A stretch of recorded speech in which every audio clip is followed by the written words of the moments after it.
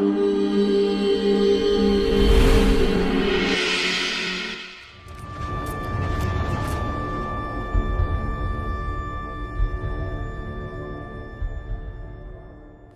main source of energy for this planet is the sun.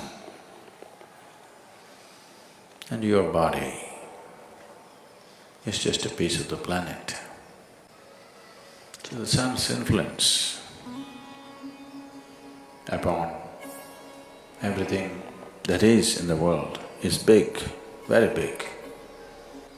But the moon, which has no way of emitting energy like the sun, also has a tremendous impact on our systems because of its closeness to the planet.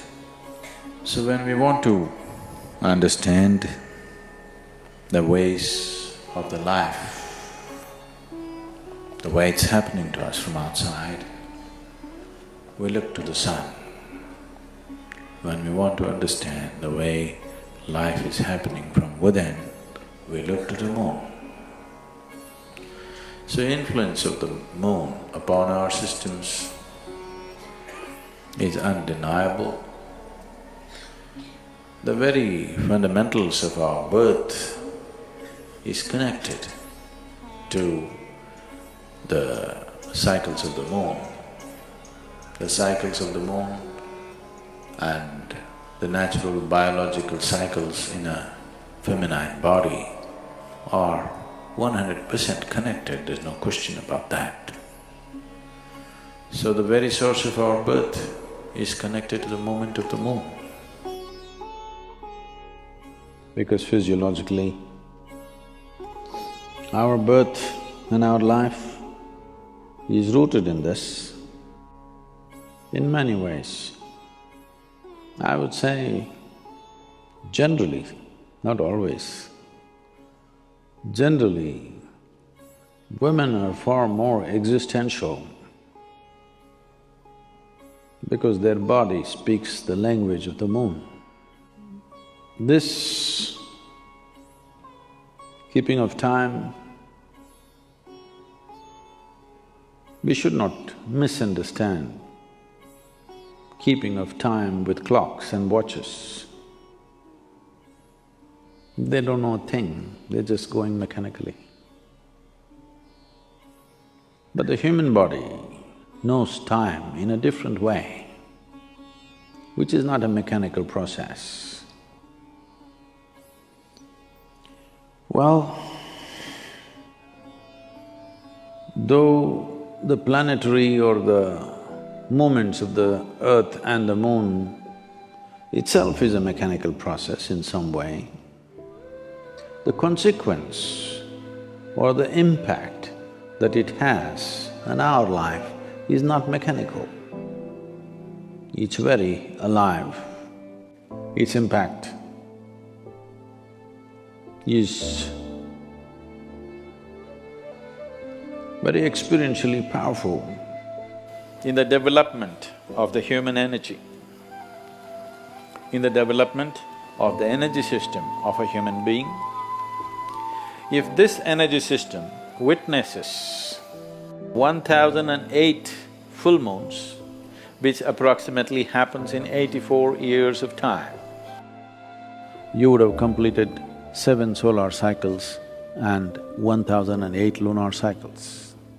That means your energy system matures to a point where even if you do not know any spiritual process, it matures to a point where it can easily flower.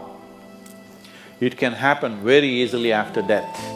If your grandfather died after 84, you can be quite sure that he is not coming back. He may not attain to mukti, but he is not coming back, he is into various stages.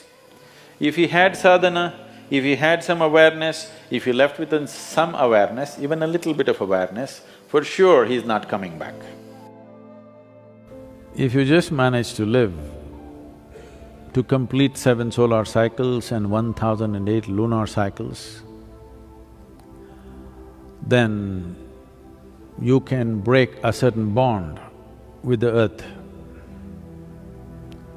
your bond with the planet is broken largely, and very easily, with very little assistance, even if you know nothing about anything, with very little assistance, you can go beyond the cycles of birth and death.